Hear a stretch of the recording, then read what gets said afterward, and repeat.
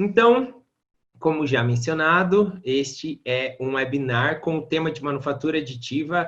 É a segunda sessão que eu apresento. Ele faz parte do programa FitTech Academy, que é uma série de webinars que vão ocorrer aí entre os meses de maio e junho. Mas hoje nós temos um tópico especial, que é a tecnologia MJF. Para quem não sabe, acredito que todos estão familiarizados com a plataforma do Zoom.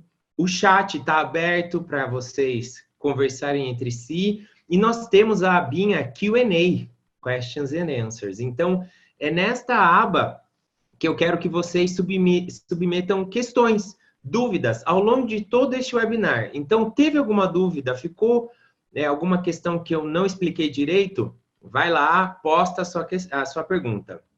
Um outro fato interessante é que os participantes podem votar nas questões também lá, para que elas sejam ranqueadas e posteriormente respondidas.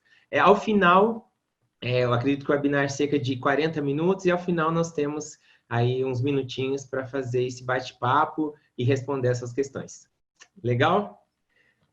Vamos à ementa, então, do webinar de hoje. Como é específico da tecnologia MJF, nós vamos falar sobre especificação técnica, vamos falar sobre a tecnologia Multi-Jet Fusion, explicar os seus conceitos, falar um pouquinho sobre a matéria-prima, as vantagens e desvantagens dessa tecnologia, apresentar algumas peças, algumas partes impressas, falar do seu processo de impressão. Eu trago o slide já utilizado no outro webinar sobre todas as etapas do processo, porém, para essa tecnologia, existem algumas particularidades que são bem interessantes e que afetam consideravelmente a sua qualidade, a qualidade da sua peça final. Falar sobre o nesting, que é o empacotamento. Nós temos aqui um volume de impressão e não mais uma área de impressão. O pós-processamento, que é você extrair as suas peças de dentro da sua matéria-prima, de dentro do seu pó, vou falar um pouquinho. Defeitos e soluções também, alguns probleminhas que a gente pode encontrar durante o processo de impressão e como solucionar, ou quais problemas, quais defeitos as minhas peças podem ter. Lembrando, estou falando de uma tecnologia high-end, high-level, uma tecnologia de cunho industrial. E também o acabamento nessas peças 3D. Como já mencionado, nós temos o primeiro webinar, que já foi fornecido, e também o Lucas postou o link aí para vocês, que vocês podem assistir. Meu nome é José Tristão no LinkedIn também, caso alguém queira me contatar, tem alguma dúvida que ficou no primeiro webinar, a gente está sempre à disposição. E falando sobre impressão 3D, eu também apresento um pouquinho sobre as tecnologias que hoje a Flex possui no seu ecossistema. Hoje nós trabalhamos desde uma impressora de baixo investimento, uma impressora de patente aberta, que não tem restrição de filamento, que a gente usa para prototipagem bem rápida, coisas bem simples, até impressoras de níveis mais industrial, onde eu tenho um acabamento, uma resistência, até mesmo um controle maior de todo o meu ecossistema e um investimento também mais alto para ter esse tipo de tecnologia. Essas 4 primeiras impressoras eu já falei no primeiro webinar, e esta última, que é a HP Multi-Jet Fusion, eu, de propósito, acabei pulando para a gente ter essa sessão mais exclusiva. E aí, entramos agora sobre a tecnologia HP Multi-Jet Fusion e suas especificações técnicas. Importante falar aqui de como vai ser o webinar de hoje, não teremos vídeo.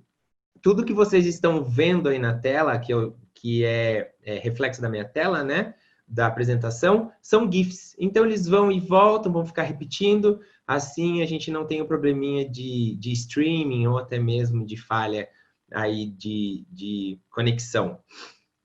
Falando sobre a tecnologia, então, Multi-Jet Fusion, ela não é apenas uma impressora. Esse que é um dos grandes diferenciais. Ela é um ecossistema. Ela é composta pela minha impressora 3D, HP Jet Fusion ali, eu tenho o meu Build Unit, ou o meu carrinho de impressão, e eu tenho a minha estação de processamento. Essa estação de processamento, ela pode ser de pré-processamento e pós-processamento. Vou explicar melhor ao longo deste webinar. Então, nada mais é do que o meu ecossistema, ele é composto de 3 equipamentos principais. Esta é a foto oficial do site da HP do ecossistema da tecnologia Multi-Jet Fusion. Vou sempre utilizar o terminho MJF, 4200. E, claro, este é o modelo que a Flex tem hoje no nosso ecossistema. Já existe o modelo mais atual, que é a 5200, tá? 5200. Esse tanque que vocês veem aí na lateral direita da tela, ele também é um adicional ao meu ecossistema, ele não faz parte desse conjunto de equipamentos. Ele nada mais é do que um tanque externo para armazenamento de matéria-prima, quando necessário. Tá? Eu tenho aqui um pointerzinho, eu posso mostrar para vocês que eu estou falando desse tanque externo aqui. Essa imagem, ela não está tão atualizada, porque essas caixas de matéria-prima, elas não existem mais. Hoje, como eu estou falando de uma impressora mais focada em produção, em volume de peças, eu tenho uma caixa de matéria-prima única de 130 quilos. Também falo sobre matéria-prima mais para frente. E aí, um comparativo entre as tecnologias. Eu já apresentei essas tecnologias no outro webinar, mas trazendo aí um comparativo entre FDM, que é a mais comum das tecnologias de impressão 3D e a mais disseminada, que é a Material Extrusion. A Laser Sintering, que é a tecnologia SLS, e a tecnologia MJF, a gente percebe que ela é 10 vezes mais rápida do que qualquer outra tecnologia de impressão 3D. A minha impressão de FDM, a minha Material Extrusion, eu produzo 36 engrenagens contra 1000 da outra tecnologia. E ambas as tecnologias, a Material Extrusion, FDM, e a Laser Sintering, que é a SLS, elas trabalham de forma unitária. Então, ela produz a camada da peça, ela produz camada por camada, peça por peça. Vocês podem ver pelo vídeo. Já a tecnologia MJF, ela produz uma área de impressão como um todo. Ela produz todas as camadas de todas as peças, todas as vezes. Por isso que esse processo é acelerado e, consequentemente, ela se torna 10 vezes mais rápida do que qualquer tecnologia disponível. Falando sobre a especificação técnica, aqui só um overview. A minha camada, a minha espessura de camada que eu trabalho nessa tecnologia é de 8 microns. Então, é uma camada bem fina, mas essa espessura, ela está limitada à granulometria da minha matéria-prima, que é uma matéria-prima em pó. E quando eu falo do meu volume de impressão, e não mais da minha área, o meu volume de impressão, ele está limitado ao meu carrinho de impressão. Então, todas as minhas peças, elas são impressas dentro deste Build Unit aí. E vai fazer mais sentido agora nesse vídeo que eu mostro para vocês. O meu carrinho de impressão, ele é inserido na minha impressora. E com esse tipo de ecossistema, a minha impressora, ela está limitada a fazer a única função que ela precisa, imprimir. Então, este equipamento, ele faz a impressão das peças, porém o meu carrinho de impressão que recebe as peças. Sendo assim, eu posso agilizar todo o meu ecossistema de impressão e ter vários carrinhos imprimindo ao mesmo tempo. Então, em cerca de 15 minutos, eu posso preparar o meu equipamento, a minha impressora, para uma nova impressão. Por que isso? Porque como eu estou imprimindo no pó, eu estou utilizando a minha matéria-prima em pó, eu tenho que limpar essas peças, eu tenho que aspirar esse pó, tenho que reciclar essa matéria-prima. Então, este tempo demora, né? Eu tenho um tempo para fazer esse processamento. Por isso, a minha impressora ela não pode ficar parada esperando eu trabalhar com essas peças. Com isso, eu tendo esses carrinhos de impressão, eu, além de ter uma tecnologia 10 vezes mais rápida, eu também melhoro em 3 vezes todo o meu ecossistema de impressão 3D. E eu, como eu apresentei a impressora, eu também mostro o meu processing, que é a minha estação de processamento. Essa estação, como eu falei bem no início, ela pode ser pré e pós-processamento. Pré, por quê? Porque é nessa estação que eu abasteço o meu carrinho de impressão com matéria-prima. Mas é nessa estação também que eu aspiro a minha matéria-prima após o final de cada impressão. Então, ela é o início da minha impressão e também é o final de todo o meu ecossistema de impressão 3D. Pela imagem, vocês conseguem ver exatamente essa troca de carrinhos de impressão. Um carrinho recém-carregado indo para a minha impressora e um carrinho recém-impresso retornando para a minha estação de processamento. E aí, agora que eu expliquei um pouquinho sobre o ecossistema, né, sobre os equipamentos que são utilizados, eu vou falar especificamente sobre a tecnologia MJF, sobre o conceito de impressão MJF e falo sobre os seus agentes, que é um dos grandes diferenciais da tecnologia. A tecnologia MJF, como eu já mencionei, é Multi-Jet Fusion.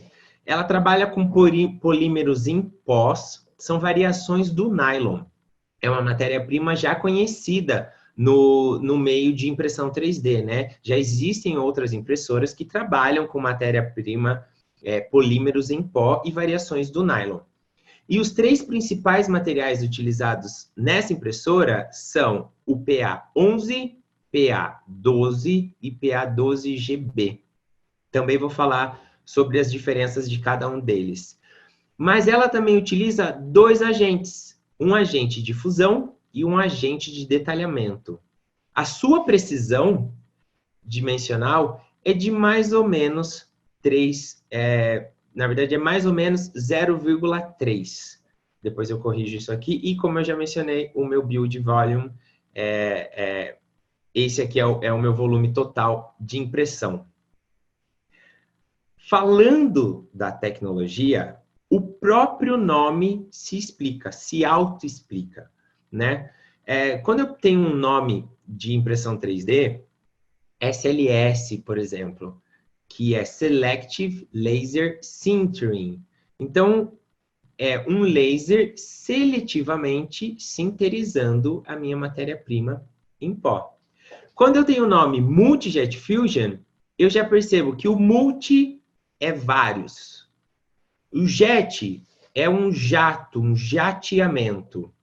E o fusion já explica como que eu estou transformando a minha matéria-prima em sólido.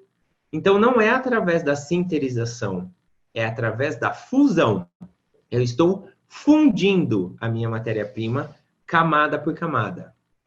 O multi, ele pode ser de multimateriais, mas eu sei que a minha matéria-prima, ela é só em pó. Então, o multijet, ele se refere aos agentes que eu utilizo no meu ecossistema. Na imagem, aqui é só uma simbologia, em sequência a gente tem um videozinho que explica melhor. Mas eu gosto muito dessa imagem porque ela é bem simples sobre a forma que os agentes são depositados.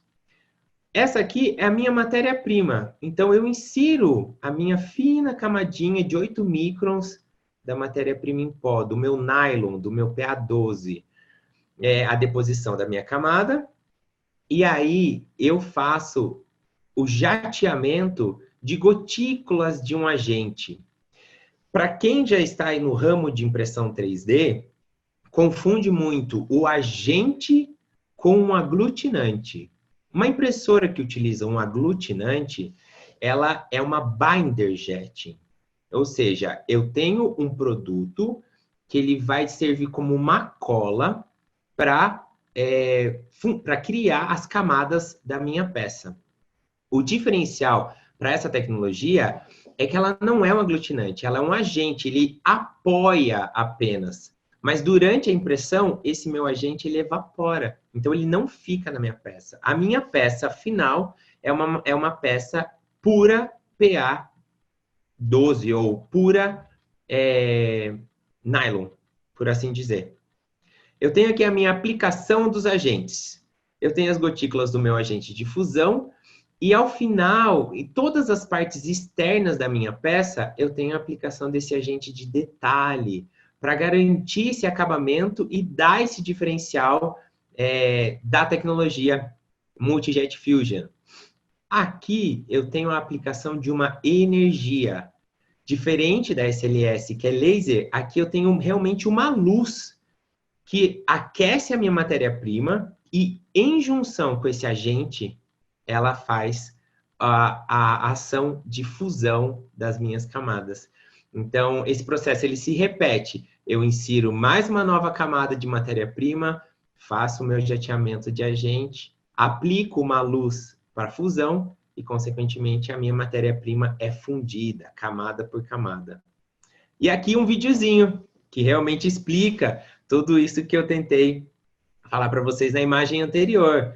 Então, eu tenho o meu rolinho aí, passando o meu rolo coletor de matéria-prima, aplicando uma fina camada de matéria-prima, o meu módulo de impressão, depositando as gotículas do agente, na onde eu vou criar a minha peça, e já as luzes de fusão sendo acionadas e fundindo camada por camada. E esse processo se repete. Para essa tecnologia, onde eu tenho, por exemplo, 100 camadas para uma peça normal, eu vou ter cerca de 3.000, 4.000 camadas. Existem jobs de impressão que eu chego a ter 5.000 camadas durante... Ele vai repetir esse processo 5.000 vezes até finalizar todas as minhas peças. E como eu já mencionei, por causa dessa temperatura, dessa luz, dessa energia que é bem alta, o meu agente ele evapora. Então, ele apoia a fusão das minhas camadas, mas ele evapora e ele não fica nenhum vestígio nas minhas peças. E eu falei muito dos agentes, dos meus agentes, então agora eu explico o que são os agentes, né? O meu agente de fusão, como o nome já diz, ele apoia a fusão, ele garante que a luz que eu estou inserindo, a energia que eu estou aplicando na minha matéria-prima, ela vai ser o suficiente para que a minha matéria-prima se funda em uma camada. E um dos diferenciais dessa tecnologia, comparando com a tecnologia de laser, que é a SLS, é que com esse agente de detalhamento que eu aplico em toda a minha área externa, e eu falo externa ou externa interna, porque eu também posso ter dutos, eu posso ter cavidades, ao aplicar esse agente de detalhamento, é como se ele fosse um primer, ele sela a minha peça e garante que nenhuma outra vestígio de matéria-prima vai ficar grudado na minha peça final. Com isso, ele atinge um acabamento muito superior e não gera aquela porosidade que as outras impressoras, impressoras de matéria-prima em pó produzem. O meu agente de detalhe, ele é transparente, por isso que aí na imagem a gente usa o tom azul. E o meu agente de fusão, ele é preto. Por quê? Porque o preto absorve calor. Então, por isso que as minhas peças, elas acabam tendo uma cor mais cinza. Eles têm um acabamento mais acinzentado, tá? Porque o meu agente é preto, em junção com o vestígio de matéria-prima branca, ela dá esse acabamento e essa coloração mais acinzentada. E todos esses agentes, esses dois agentes, eles são jateados em gotículas. Por onde? Pelas minhas cabeças de impressão. Todo o meu ecossistema de impressão é importante, mas eu ouso dizer que as minhas cabeças de impressão são um dos equipamentos, uma das peças mais importantes da minha impressora, porque elas são responsáveis, seja pelo acabamento, pelo dimensional da minha peça, enfim, são elas as responsáveis pela impressão e pela produção da minha peça. Essas cabeças de impressão, elas são bem similares com os cartuchos de tinta da HP. Esse HP, que já é líder no mercado de impressoras 2D, de impressoras de cartucho e papel, aplicou esse conceito para dentro das impressoras 3D. Hoje eu trabalho com 3 cabeças de impressão ao mesmo tempo, jateando os 2 agentes simultaneamente, o meu agente de fusão e o meu agente de detalhe. E eu trabalho com cerca de 30 mil injetores, 30 mil nozzles, 30 mil bicos injetores jateando essas gotículas. Cada gotícula de agente que a minha cabeça deposita, a HP desenvolveu o conceito de voxel. O voxel é como se fosse o pixel que eu tenho nas imagens, porém com volume. E aí, trazendo essa tecnologia e esse diferencial de cabeças de impressão, depositando um agente, gotículas por gotículas, a HP, e esse é um conceito ainda que está em estudo, mas eu acredito que em breve vão apresentar novos agentes para serem utilizados, a HP tem um estudo sobre variação de agentes, onde ao utilizar um agente que não seja só para fusão, eu posso ter uma matéria-prima com uma elasticidade, quem sabe uma transparência, um agente que melhore a minha resistência da peça, enfim. Hoje nós sabemos que já existem impressoras dessa mesma tecnologia Multi-Jet Fusion que imprimem em colorido, que trabalham com agentes que ao invés de ser preto, já possuem cores. Então, esse aí é o estudo dos voxels, que são os pixels com volumes, em combinação com esses agentes de fusão e detalhamento. Então, os agentes são um dos grandes diferenciais também da tecnologia Multi-Jet Fusion. E aí, parto agora, já falei da tecnologia, já falei do ecossistema, falei sobre os agentes, que é um grande diferencial. Apresento agora a matéria-prima e as qualidades, né? E suas qualidades. Falar um pouquinho sobre as peças derivadas de toda essa impressão. A minha matéria-prima, como eu mencionei, é uma variação do nylon. E hoje são três os materiais disponíveis. O PA11, o PA12 e o PA12GB. Durante todo o meu ecossistema, durante todo o meu processo de impressão, eu utilizo apenas 20% da minha matéria-prima nova.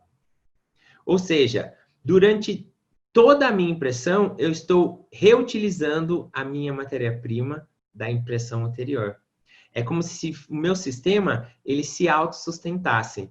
Esse é um estudo que também foi feito pela HP, onde, tendo apenas 20% de matéria-prima nova misturada com a matéria-prima já reciclada, eu garanto a mesma qualidade e o mesmo acabamento das minhas peças. Isso é muito interessante, porque quando a gente fala de volume de impressão, eu estou falando também sobre produção, sobre flexibilidade, agilidade de impressão. E tendo essa reciclagem, garante também um custo mais preciso, um melhor custo para as empresas que utilizam esse equipamento. Falando, essa tabela é uma tabela da própria HP, extraída dos materiais da HP, mas eu trouxe ela para falar especificamente sobre o que difere cada matéria-prima. Como eu mencionei, são 3 as matérias-primas disponíveis para serem utilizadas. PA11, PA12 e PA12GB. Mas vocês percebem que tem uma outra matéria-prima aí chamada Vestocint, essa 4ª matéria-prima aqui. Esta matéria-prima, ela é uma matéria-prima homologada, mas não é uma matéria-prima oficial da HP. Ela é da empresa Evonik, e isso mostra também que nós, como clientes, ou até mesmo a HP, possui uma patente aberta para a matéria-prima utilizada nos seus equipamentos, desde que homologada e desde que essa matéria-prima trabalhe nos parâmetros necessários para atingir o melhor acabamento da peça. Essa tabela, eu trago essa informaçãozinha específica. Eu quero ressaltar o Elongation at Break, que é o meu alongamento no ponto de quebra. Um dos diferenciais das 3 matérias-primas é essa elasticidade que ela me traz para a peça. Então, o PA11, ele acaba sendo mais flexível, ele tem uma flexibilidade maior, uma elasticidade maior. O meu PA12 é a minha matéria-prima standard, é a matéria-prima que hoje a Flex utiliza e que boa parte das empresas utilizam também, porque ela é a combinação dos dois, ela me dá uma elasticidade, mas também uma resistência muito boa. Porém, nós temos o PA12GB. GB é a referência de glass beads, esferas de vidro. Então, é uma matéria-prima combinada com esferas de vidro, que ela tem uma resistência muito superior comparada ao PA11, e ela tem uma resistência melhor do que comparada ao PA12. Então, esse é a grande diferencial assim, que vale ressaltar entre as 3 matérias-primas. E falando sobre as vantagens e desvantagens, acredito que já ficou meio claro aí a possibilidade de impressão de peças mais complexas. Eu trouxe aqui mais uma pecinha para mostrar para vocês. Ó. É uma peça que tem movimento, é o que a gente classifica como one-shot print, é uma peça impressa de uma vez só, já montada e funcional. Então, a complexidade das minhas peças, dos meus projetos, eles vão para um outro nível a partir do momento que eu vou utilizar a tecnologia MJF. Como eu tenho esses carrinhos de impressão, eu tenho esse ecossistema de uma estação de processamento, onde a minha matéria-prima não fica dentro da impressora, eu também posso serializar, eu tenho uma flexibilidade, uma agilidade e uma customização maior das peças que eu estou produzindo. Dentre as principais características e qualidades das peças, além do acabamento, eu tenho peças isotrópicas, que é uma resistência mecânica isotrópica. Você pode aplicar força em qualquer direção da peça. E também estanqueidade. É uma peça totalmente hermética, sem vazamento, não tem nenhum nível de porosidade. Excelente para braços mecânicos, para finais, né? Para quando eu tenho algum sistema pneumático. E eu tenho designs funcionais. Design funcional é essa peça que eu mostrei, que possui movimento, onde você já imprime ela com as engrenagens, por exemplo. Dentre as desvantagens, claro, nem tudo são flores, é uma tecnologia de cunho industrial. Consequentemente, ela possui um tempo maior para a preparação de todo o seu sistema até iniciar a impressão. Então, eu tenho um tempo aí de aquecimento antes de cada impressão e também tem um tempo de resfriamento, que ele deve ser considerado quando eu vou imprimir uma peça. Se eu estou falando de luzes, de temperatura, eu estou falando de questões térmicas. E aí eu tenho o empenamento, que é um dos principais problemas de todas as tecnologias, eu acho, de impressão 3D. Da FDM acontece muito, que é quando a minha peça ela acaba ou descolando da bandeja, ou ela tem uma troca abrupta de calor. Quando o calor ele sai de uma extremidade e vai para outra de uma forma não uniforme. E aí a minha peça acaba entortando, ela empena. Na impressão da MJF, na tecnologia MJF, isso também é muito comum, porque eu estou trabalhando com uma temperatura muito elevada comparada às outras tecnologias. O investimento necessário para se ter esse equipamento, ele também é alto, assim como a sua matéria-prima, mas também é o que eu já mencionei. O retorno que você tem na produção das suas peças é um outro nível. Estou falando realmente de investimento de nível industrial. E como eu trabalho com matéria-prima em pó, o meu sistema, a minha área, ela deve ser toda controlada. Eu tenho que ter uma limpeza mais acurada, mais precisa na área, para não deixar tanto vestígio.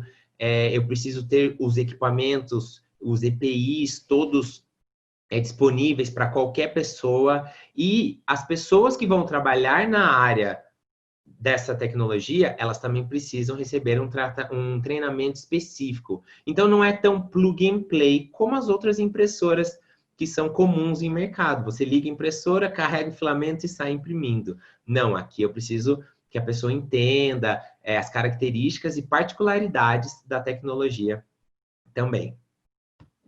E aí, falando sobre partes e peças, né? Como eu já mencionei, alguns exemplos. Aqui, partes funcionais. São alguns videozinhos de alguns giveaways, né? Alguns brindes, mas que mostram exatamente, representam o diferencial da tecnologia. Essa possibilidade de um design mais complexo, de uma geometria mais complexa, mas também a possibilidade de você imprimir uma peça com movimento. Isso é um dos diferenciais e uma dos benefícios de fazer o uso dessa tecnologia e também da matéria-prima em pó. É que o diferencial da tecnologia é o acabamento e o uso dos agentes de detalhe, né? O agente de fusão e o agente de detalhamento. A manufatura aditiva, por si só, as impressoras em 3D, elas trazem o benefício de peças mais complexas. Mas aqui, novamente, por causa dos agentes e da matéria-prima em pó, eu elevo a barra. Então, a complexidade aqui das minhas peças, ela também, eu posso buscar um outro nível, né, de design, eu posso aplicar estruturas generativas, eu posso aplicar estrutura lattice, que é uma estrutura entrelaçada. Tenho aí o crachazinho, que é uma das peças que a gente gosta muito de mostrar o potencial da tecnologia.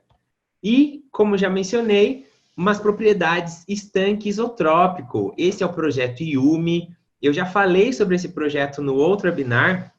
Eles têm este case do projeto Yumi está disponível no LinkedIn do FIT, caso alguém queira acessar. Aqui vocês podem ver que são duas garras utilizadas em braços robóticos. É o que a gente classifica de end of arm, né? A limitação desse projeto era o peso e a geometria das garras. Então, fazendo uso de manufatura aditiva e da tecnologia MJF, a gente pôde viabilizar todo esse projeto, tendo uma peça estanque, uma peça isotrópica, uma geometria complexa e essa flexibilidade, essa agilidade do redesenho, onde a gente pôde testar, validar, em menos de um mês nós tínhamos um projeto todo pronto, com cerca de 3, 4 redesenhos, até ser entregue o produto final, a peça final. Então, me traz complexidade, viabiliza todo o projeto e, claro, a limitação do peso. Esse projeto é bem legal, o projeto Yumi. E aí, pessoal? Falei muito, falei rápido.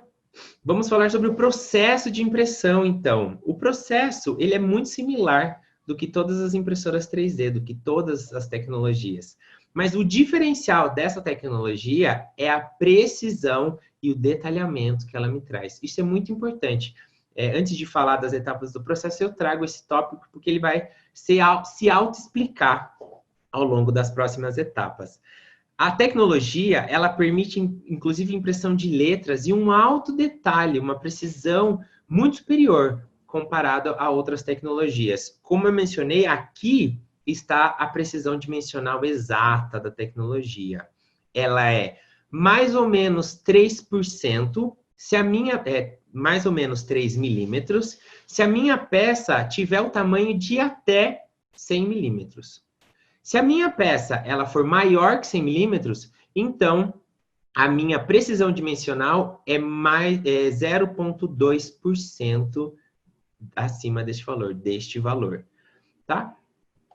E esse slidezinho aqui de etapas e processos de impressão, eu já utilizei também no outro webinar. Por quê? Toda e qualquer tecnologia de impressão 3D precisa passar por essas etapas. Para ser considerado uma impressão 3D, eu tenho que ter o meu arquivo 3D CAD digital. Ele vai ser convertido e exportado para um arquivo STL, ou hoje a tecnologia da HP utiliza muito o formato 3MF, que é um formato melhorado e com as correções que o STL tem. A gente usa muito 3MF. Depois dessa exportação, eu levo para um software fatiador, onde eu vou ter o meu objeto fatiado nas camadas que eu vou estar imprimindo. Movo para a minha tecnologia de impressão 3D, aqui é a minha etapa printing, e aí não estou falando de nenhuma tecnologia, é indiferente, todo o processo é o mesmo. E tem o meu pós-processamento. Meu pós-processamento pode ser a retirada de um suporte, a limpeza de uma resina. E aqui, para a tecnologia MJF, é você aspirar o seu pó, reciclar a sua matéria-prima e depois fazer a limpeza da sua peça. E agora, dentro deste processo, dessas etapas, existem as particularidades da tecnologia MJF. Uma delas é nessa etapa de exportação de arquivo, ou pré-processamento. Como eu estou falando de um alto detalhamento e alta precisão e alto acabamento de peças, quando eu exporto a minha peça, eu tenho que exportar ela também nas melhores configurações possíveis. E quando eu falo melhor, não significa a máxima configuração. Muitos triângulos, né? Porque nada mais é uma peça 3D, é você triangular, criar a sua malha digital que vai ser impressa. Em certos casos, se eu tenho muitos triângulos, o processamento da minha peça é muito lento. E nem sempre a qualidade dela vai ser tão boa quanto a exportação que eu fiz. Porém, quando eu tenho menos triângulos, a minha tecnologia é tão precisa, ou o acabamento que ela me fornece é tão alto, que eu posso ver os triângulos na peça também. Então, isso é muito importante quando eu falo de uma tecnologia de cunho industrial ou de uma tecnologia que me dá um alto acabamento, que eu preciso também entender quais as particularidades da minha peça antes de exportar, para depois atingir para depois fazer a impressão e, consequentemente, ter a minha peça no seu melhor acabamento. Com esse pré-processamento, com esses arquivos, eu também falei muito sobre volume. E o volume, para a impressão 3D da tecnologia, ou até mesmo nas tecnologias aí de matéria-prima em pó, já trabalham com volume, eu tenho o que a gente fala de nesting. Nesting, na tradução literal, acaba sendo empacotamento. É você posicionar suas peças dentro do seu volume de impressão. Geralmente, para esse empacotamento, nós utilizamos o espaçamento, ou a distância de 5 milímetros entre uma peça e outra. E você pode fazer o uso de alguns softwares. Aqui eu tenho um vídeo ilustrativo. Esse vídeo é bem simbólico, sou eu fazendo o posicionamento, fazendo o empacotamento de um projeto manualmente. Mas existem softwares que fazem um estudo e posicionam as suas peças de forma automatizada. Para algumas peças, para alguns projetos, a gente consegue fazer impressão até com um espaçamento de 0,3 milímetros, o que otimiza muito a minha impressão e, consequentemente, permite com que eu imprima mais peças, né? Imprima um lote maior de peças. E para este empacotamento, para eu atingir a melhor qualidade da minha peça ou imprimir mais peças em um único lote, existe o fato da customização. Outra particularidade da tecnologia. Não é simplesmente você ter o seu desenho 3D, enviar para a impressora e imprimir. É necessário você fazer um estudo, não necessário como obrigatório, mas é muito interessante você fazer um estudo nos seus projetos para que você otimize a sua impressão. Com pequenas mudanças, você pode otimizar todo o seu lote mantendo a mesma resistência. E este é um projeto interno da Flex Mil Pitas, por sinal, onde eu tinha o meu design original e com pequenas modificações, vocês podem comparar as duas peças, eu passei de 42 unidades para 210 unidades dentro do mesmo lote. Então, é uma mudança simples, por assim dizer, porém com uma grande influência na quantidade de peças que você pode produzir. E este empacotamento, ele também afeta muito a minha resistência térmica. Eu estou falando de temperatura, eu estou falando de camada, de fusão de camadas. Então, aqui eu tenho 3 exemplos de peças que foram customizadas, onde, imagine essa camada que foi feita de uma vez só. E isso afeta consideravelmente toda a temperatura, eleva a temperatura do meu lote de impressão, do meu job, do meu build unit. Fazendo pequenas customizações, eu melhoro e diluo a temperatura das minhas camadas. Para ser um pouquinho mais específico, a gente pode ver aqui que, imprimindo as minhas peças de forma plana, eu tenho camadas grandes de temperatura. Fazendo pequenas angulações das minhas peças, eu otimizo e faço com que a temperatura do meu build de impressão, do meu lote de impressão, seja unificada, seja equalizada. Eu equalizo todas as camadas de impressão. Deixa eu passar esse aqui.